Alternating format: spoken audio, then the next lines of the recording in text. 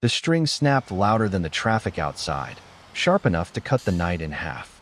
Neon from a cracked diner window buzzed red across wet pavement. I was about to pull off when the back door opened quick but quiet. He slid in, scrubs soaked to the knees, shoes squeaking on my mat. Hoodie under the top, hospital badge twisted and smudged. Bellevue logo still clear.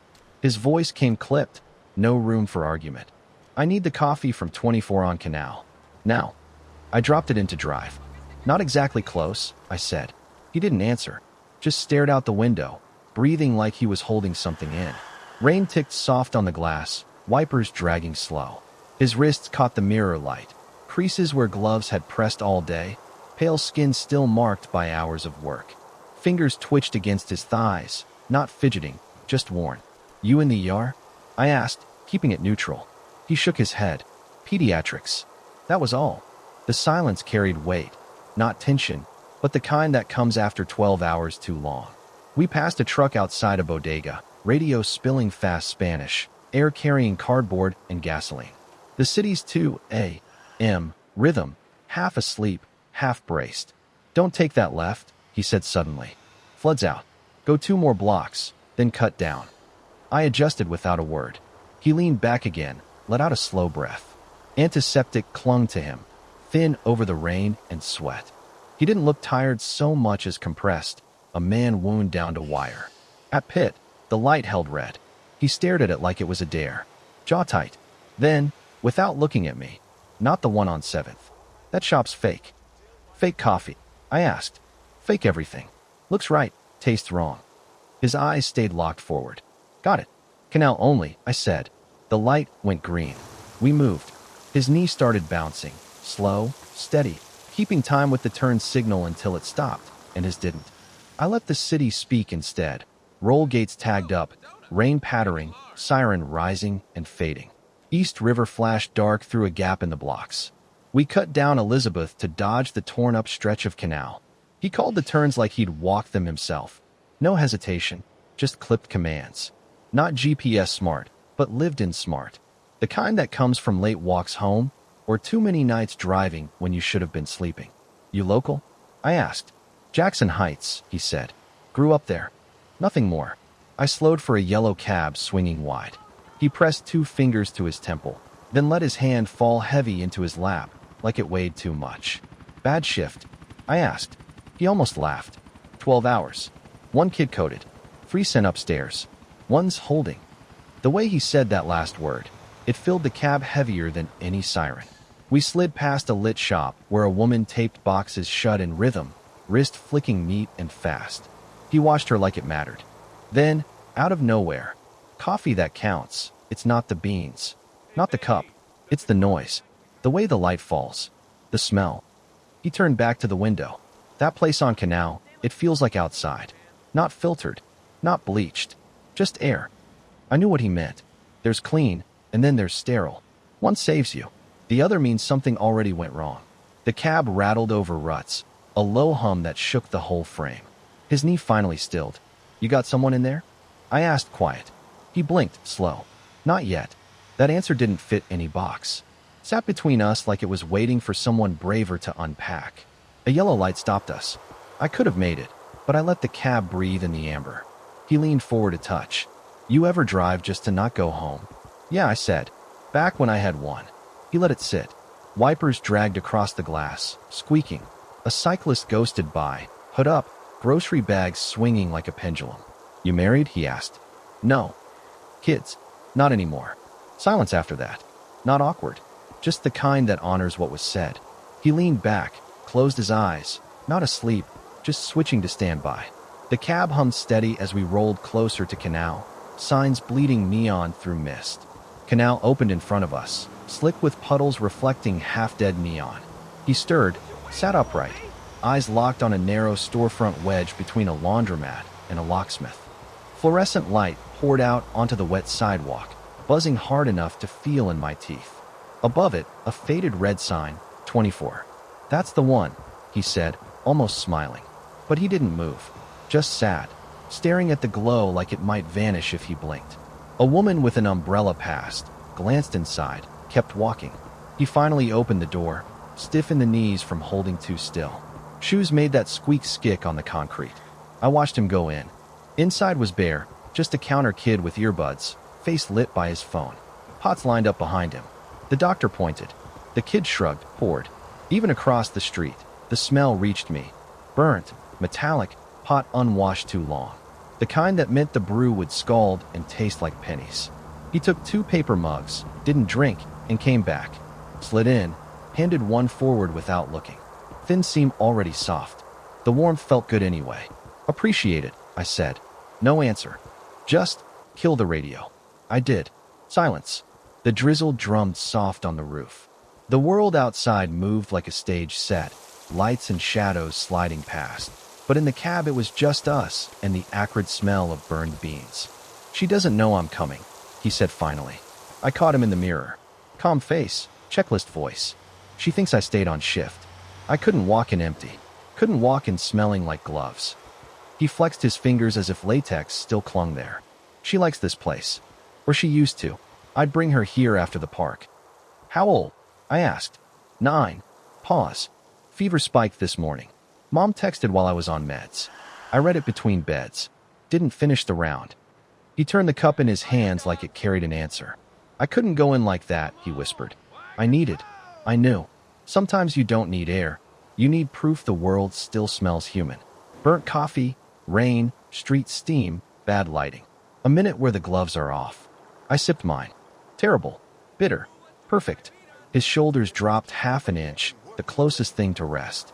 I didn't want her to see me still on the job, he said. Then nothing more. Just sat with it, hands cradling the cup like it might break. The drizzle thinned to a mist, glass fogging around the edges. We waited on a side street, the hospital doors visible up ahead, 2 panes of glass under a flickering sensor light. No ambulances. No rush. Just quiet. He didn't ask me to move, but we both knew where we were. His eyes stayed on the doors, cup untouched in his hands. You want me to wait? I asked. No answer at first. Just him turning the paper slowly, watching it bend. Then no. I just needed to stop here first. He leaned back, exhaled through his nose. She's on 4. Respiratory. They said stable. I know that word. His jaw worked.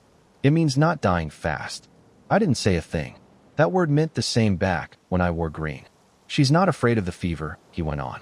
She's afraid of me walking and looking like work.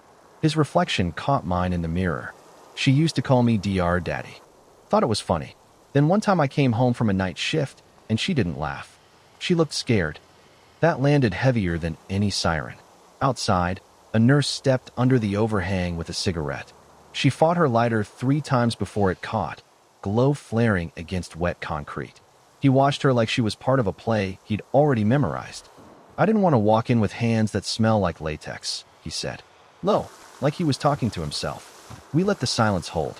My coffee had cooled into cardboard bitterness, but I kept it close. Honest taste, at least. Finally, he pushed his door open. Slow, careful. Cup still cradled in both hands. Thanks. For the ride. For not asking too much. Wasn't mine to ask. He paused, half out of the cab. You ever drive someone who needed to arrive different? Sometimes, I said. More often than they know. A half smile touched his mouth. Not joy, recognition. Then he stepped into the rain. Shoes skick on the pavement. The nurse looked up, nodded. He nodded back. The doors sighed open, washed him in white light.